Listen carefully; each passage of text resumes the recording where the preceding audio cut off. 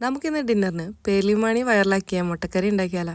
അതിനായിട്ട് കുറച്ച് പരിപ്പ് കുതിർത്ത് വെക്കണം. ഇനി നമുക്ക് വേണ്ടത് ഇഞ്ചി, വെളുത്തുള്ളി, 5 കുഞ്ഞുള്ളി ചെറുതായിട്ട് അരിഞ്ഞത്, ഒരു തക്കാളി, 2 പച്ചമുളക്, ഒരു മീഡിയം സൈസ് സവാളയും ചെറുതായിട്ട് അരിഞ്ഞത്. ഇനി ഇതെല്ലാം കൂടി ഒരു കുക്കറിലോട്ട് ഇട്ട് കുറച്ച് ഉപ്പും മഞ്ഞപ്പൊടിയും കുറച്ച് ആവശ്യത്തിന് വെള്ളം കൂടി ഒഴിച്ച് നമുക്ക് വേവിക്കാൻ വെക്കാം. പരിപ്പ് വെന്ത് വരുന്ന ഗ്യാപ്പിൽ നമുക്കിവിടെ തേങ്ങ വറുത്തരക്കാം. ഒരു പാനിൽ എണ്ണ ഒഴിച്ച് പട്ട, ഗ്രാമ്പൂ, പെരിഞ്ജീരകം, കുരുമുളക്, കശും കൂടി ഇട്ട് കൊടുത്ത് അതിലേക്ക് ഇഞ്ചി, വെളുത്തുള്ളി, കുഞ്ഞുള്ളി ചെറുതായിട്ട് അരിഞ്ഞതും തേങ്ങ ചിരുവതും കൂടി ഇട്ട് നല്ലപോലെ ഒന്ന് റോസ്റ്റ് ചെയ്തെടുക്കാം. ഇനി റോസ്റ്റായി വന്ന തേങ്ങയിലേക്ക് മുളക് പൊടി, മല്ലിപ്പൊടി, കുറച്ച് ഗരം മസാലയും കൂടി ഇട്ട് പച്ചമണം മാറുന്ന വരെ ഒന്ന് ഇളക്കിയിട്ട് മാറ്റി വയ്ക്കാം.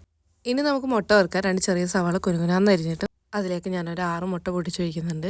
ഇനി ആവശ്യത്തിന് ഉപ്പ്, കുരുമുളക് പൊടി, മഞ്ഞപ്പൊടി ഒക്കെ ഇട്ടിട്ട് നല്ലപോലെ ഒന്ന് മിക്സ് ചെയ്തെടുക്കാം. ഇനി ഒരു പാൻ വെച്ച് സാധാരണ ഓംലേറ്റ് ഒക്കെ ഉണ്ടാക്കി എടുക്കണ പോലെ നമുക്ക് ഒഴിച്ചു കൊടുത്ത് ഉണ്ടാക്കിയെടുക്കാം. ഇനി ഇതൊന്നും നമുക്ക് മെല്ലെ റോൾ ചെയ്തെടുക്കാം, എന്നിട്ട് കട്ട് ചെയ്തെടുക്കാം കേട്ടോ. ഇതേപോലെ ബാക്കിയുള്ള മുട്ടയും ഇതേപോലെ പൊരിച്ച് കട്ട് ചെയ്തെടുക്കാം. അപ്പോൾ നമ്മുടെ പരിപ്പിൻ്റെ വേവൊക്കെ കറക്റ്റായിട്ട് വന്നിട്ടുണ്ട്. വെന്ത് വന്ന പരിപ്പ് നേരെ ഒരു വീതിയുള്ള പാത്രത്തിലേക്ക് മാറ്റിയിട്ട് നമ്മൾ നേരത്തെ അരച്ച് വെച്ച അരപ്പ് അതിലേക്ക് ഇട്ട് കൊടുത്ത് നല്ലപോലെ ഒന്ന് തിളവരട്ടെ. ഇനി കറിയിൽ കുറച്ച് ഉപ്പൊക്കെ കുറവാണെങ്കിൽ ആ ടൈമിൽ നമുക്ക് ഉപ്പൊക്കെ ഇട്ട് കൊടുത്തിട്ട് നമ്മൾ വറുത്ത് വെച്ച മുട്ട അതിലേക്ക് ഇട്ട് കൊടുക്കാം. ഇനി കുറച്ച് അലങ്കാരപ്പണികളാവാം, കുറച്ച് മല്ലിയിലയും കൂടി ഇട്ട് കൊടുക്കുക.